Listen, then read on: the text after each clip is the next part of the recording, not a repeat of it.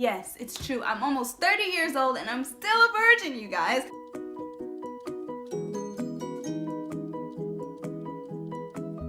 So let's start with the beginning of the story. Little old Yasmin grew up in the church, was in church every Sunday, was raised Christian, baptized and saved and all that jazz, and we would go to church, sing songs, listen to the pastor. And one day the pastor was going over sins, honey, and he said something about fornication, and I was like, I'm not doing that. And like, I just decided, it's not like no one in my family put pressure on me to do this. Let me be crystal clear about this, okay? No, my mother, my father, my grandmother, as religious as my family is, and how they're not strict, but they're very disciplined when it comes to the word. Like my grandmother, my great grandmother, they can like quote a scripture and sing a hymn, and like, you know, they know the Bible front to back, and they know about all the disciples, and it, like, they are just those type of people. They never put pressure on me to be like a certain kind of Christian, if that makes sense. So when I decided to save myself for marriage, one, I was very young, and two, I knew that I was making the decision. No one even spoke to me about sex or what sex was at the time. I was still very young. And when I say very young, I mean like 3, 4, 5, 6, 7. Like, I knew at that age that, nah, I ain't with that boy. Like, nah, boy. Sorry, I'm gonna try to be mature for this rest of this conversation, but please understand that this is like freaking me out a little bit. I've never even had this conversation with anyone more than my mom, like, to this degree. So just please bear with me, okay? It's a message that's, you know, spoken about a lot in Christian churches and in Christian homes, but it wasn't a conversation. Like, no one sat me down and was like, Yasmin, you're not gonna have sex, you're not gonna be homosexual, you're not gonna steal, you're not gonna kill anyone. I sort of just knew these things from going to church so much. Like, everyone talks about, you know, these commandments and all these rules and all these scriptures and stuff, and so I just chose a few things from the list, and I was like, I'm not gonna do this, this, this, and this, and sex was one of them. However, at the age of 9, 10, 11, your girl got curious, okay? And thankfully, I come from a family that is open and willing to talk about anything, and I know that's such a huge help. I just wanna say, if you're a parent, if you're a new parent, if you're an older parent, just give your children a safe place to speak and to be themselves, because it's really going to help them out in the long run. It has helped me out tremendously, because when I had questions about sex, my mother answered them honestly, my father answered them too honestly, and oh my gosh, my grandmother, you have not had a sex talk until you've had your grandmother teach you about oral sex. You're not on the level yet, okay? Okay. So what happened was, at the age of 9, well, I had moved to Texas at the time, so I was at least 9, but I want to say I was older than that, like 10, 11 maybe. And we got really curious about sex, and my cousins and I don't know, we were just chilling one day, and my mother, like, the question came up, like, how does sex work, or what is sex, or something. And so my mom freaking I would never forget this day. She demonstrated with her hand and a rubber band, right? And she explained, like, oh, this is a rubber band. You see how it can't fit in the hole because it's too loose. So the rubber band has to get stiff and it has to get hard, and then it can go into the hole. And then I was like, oh, shoot. So while she was having this sex talk with us, the first thing she said to us, like, she wasn't like on any of that stuff on TV, like, if you have sex, your penis is gonna fall off and you'll get pregnant. No. The first thing she said was, it is the most beautiful thing you will ever experience. It is the most pleasure-filled thing you will ever do. It is the best feeling. And when she said it that passionately too, like, it is so amazing. And I was like, what? Oh my God. You know, I was a young girl, and I was like, food is always on my mind. And so I was like, and I was serious when I said this too. I was like, Mom, is it better than Cinnabon? And she was like, yes. it's better than Cinnabon.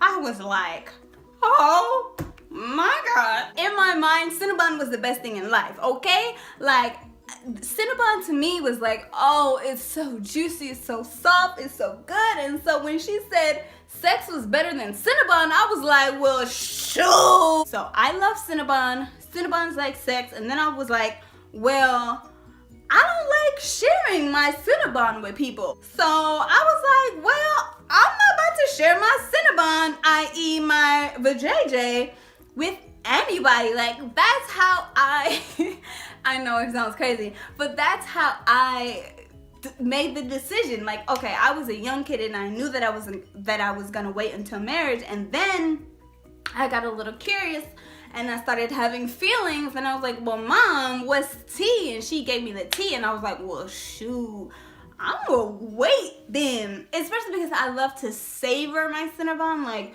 oh my gosh, I like to sometimes I just like to heat a Cinnabon up and just look at it and just let the icing just drip down and mend with the cinnamon and it brings tears to my eyes, honestly. Cinnabon is truly beautiful. You need to go to your local mall and get a Cinnabon, a real Cinnabon, not the one that they sell and it's like a roll, a cinnamon roll. No, you need to get the Cinnabon brand Cinnabon.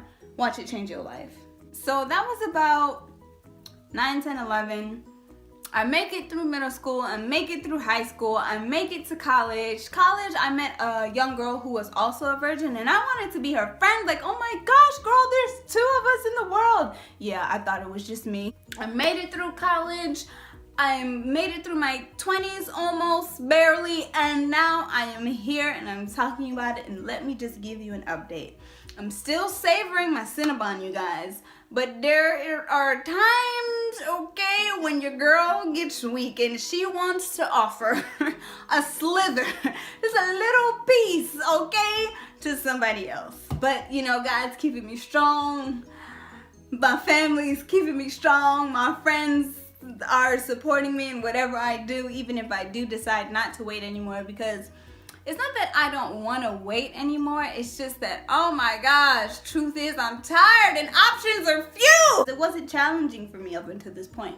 It wasn't like I thought about it or was curious, or like it was so deeply a part of who I was. Nothing could shift or change my mind. And I'm still like that now. I'm still very strong and grounded and firm in my belief and my decision, but sometimes, okay, I'm just like, how long am I going to wait? And I'm sure you guys are gonna have questions, so please leave them below. If you're willing, if you want, comment anonymously, because I know this can be a hard conversation to have, but man, I'm taking the shame off sex. I'm sick of this, because if more people talked about this, it wouldn't be so hard for people who are dealing with it, okay? Because there needs to be a support group, a support system, because there are so many young people, not just young women. There are young boys out there who are celibate, who are virgins, who are saving themselves, and the role models that they have are few and far between. So yeah, I'm taking the shame off sex. Let's talk about sex. Who cares? I mean, you should care about sex. It is like very important. And that's another thing. People just assume that because you're a virgin, you've never even seen a penis. Like, you have no idea what sex is. You have a vagina and don't know how it works, and that is not always the case. You can learn so much, and I think it's important to teach yourself about sex if you're thinking about it, if you're having it, if you plan on having it, if you have the body parts, know how they work. There's nothing wrong with poking around down there. Don't poke, just, be careful, but just be wildly curious with your anatomy. It's so very important to understand what makes you feel good, what doesn't make you feel as good. So yeah, share your Cinnabon with people that you love, okay? Save that center of the roll for yourself, girl, okay? Hold on to it. Hold on to it with 2 hands. And if you want to share your Cinnabon, girl, then share your Cinnabon. If you want to share it with 50 million people, share your Cinnabon with 50 million people. Don't let nobody tell you can't share your Cinnabon. It's your Cinnabon. If you want to share it, if you want to eat it, if you want to save it, it's your Cinnabon. if you like my t-shirt, what? There's a video on my channel, how to fix a bleach stain. I'll put a link down below. But yes, I distressed my t-shirt myself. Check it out. It came out kind of cool. I feel like I overdid it with the bleach, but yeah. So check that out down below if you want to know about my hair. I have a how I started my locks with 2-strand twist video that will be down below as well. And yeah, you can follow me on all my other social medias. And by other social medias, I mean Instagram, because that's pretty much the only one that I use. That will be down below as well. And yeah, that's all I got for you. I'm gonna see y'all next week. Don't forget, I post new videos every Monday, 1 o'clock p.m. So I will see you then.